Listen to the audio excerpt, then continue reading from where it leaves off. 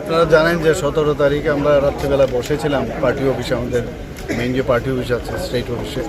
সেখানে আমরা বসার পর আমরা বিভিন্ন স্থানে আমাদের যারা লিডার্স আছে, মিনিস্টাররা আছেন, তাদের এক একটা টলি বানিয়েছিলাম যে সাউথে কে কে যাবে, গুমতিতে কে কে যাবে, ওয়েস্টে কে কে যাবে। তো সেইভাবে ওনারা কাজ করেছেন। আমার যেহেতু 18 তারিখ আমার ওয়েস্ট বেঙ্গলে আমার প্রচার যেতেই হবে ওখান থেকে, দিল্লি থেকে বললো। তো আমি ওখান থেকে মনিটরিং করছিলাম কোথায় কে যাচ্ছে, এবং ওনারা এসছেনও বিভিন্ন জায়গায়।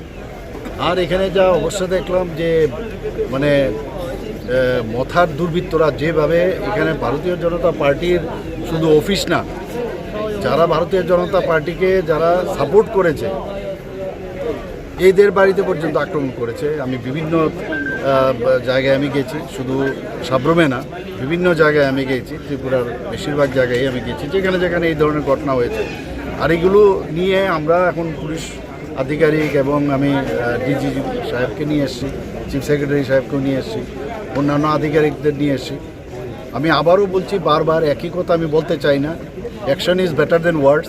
অ্যাকশনে দেখাবো আমরা কি করা যায়, আইনের শাসন আমরা প্রতিষ্ঠিত করবো এখানে। এইভাবে একটা রাজনীতির নাম দিয়ে যেভাবে ওরা এখানে দাঙ্গা লাগানোর চেষ্টা করছে, এটা কোনো অবস্থায়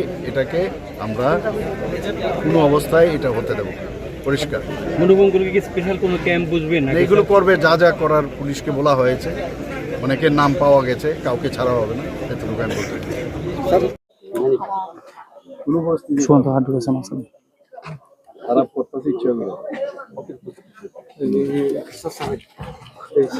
কত বাইক দিন সকাল থেকে বাইক